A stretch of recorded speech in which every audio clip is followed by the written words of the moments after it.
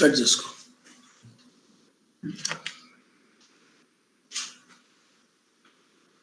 So next comes is actually lettering. See, what are the drawing we have drawn for that? We have to represent so many dimensions. Dimensions you say, labeling you say, name you apply you say. So on the drawing sheet, whatever you write, that should be legible and it should be understandable by all. That's why the engineering drawing, when it has been introduced to the newcomer, they will always be introduced to start with learning lettering. So what I try to do over here is I try to represent all this information in AutoCAD because majority of us nowadays the data representations including drawing and lettering everything we are trying to do it in AutoCAD. So I wanted to see how what exactly the ratios that are all being adopted in AutoCAD. Is that on par with the bookish information whatever we get from the various books? So later on I understood that except the thickness that are being represented, all other ratios are actually on par with Dr. ND Bhatt book. So that is why in this particular presentation I would like to show you and so that you will be able to look and understand what are all the exact ratios that are being adopted for uppercase letters as well as for lowercase letters and for numbering. Let us see this. See, all the green lines and red lines are there. Red lines are actually with 5 units away, and green lines for each and every unit you have got.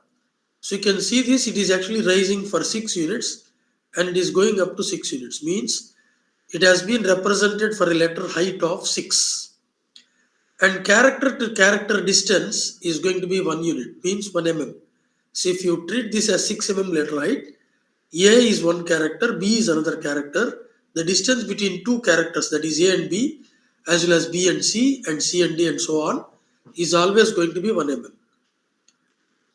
So that is how it is.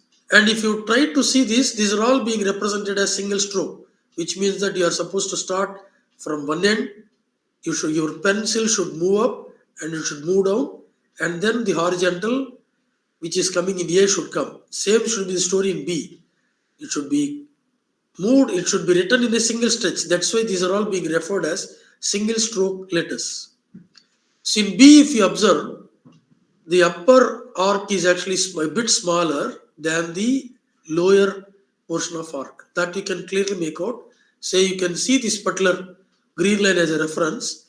So this arc is bit closer, and this arc is actually a bit not closer than this as it is. Same is the story with C. Then D, observe all these ratios and take a graph sheet with you, and what are the number of blocks it has been covered for each and every character, count from here and transfer the same information into the graphs.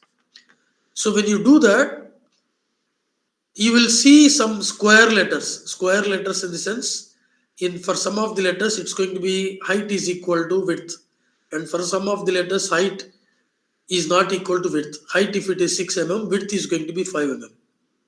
So in order to give you that clarity, so I have represented here, see, square letters wherein the height is equal to width, that means 6 by 6. Those characters are these things, A, M, O, Q, T, V, X and Y. And there is a letter or character which is going to take more than the height, 6 plus 2, that is actually W. Though height is 6, width of W is going to be 8. Then all other letters like except A, M, O, Q, T, V and X and Y, all other things are going to carry for every height of 6 only 5 units. Then coming to the numbers 1 to 0, for against height 6, width is going to be 5 only. So that is one point. Then when it comes to the lowercase letters, there are some letters wherein there is going to be a portion of it that's going to come down, that is coming for G, J, P, Q and Y.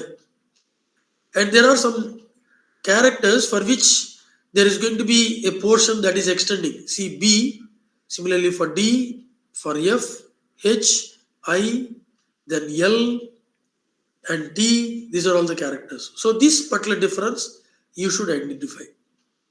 Okay. So moreover, this has been drawn for say 5. Say A is actually covering only 4.5, more or less 5.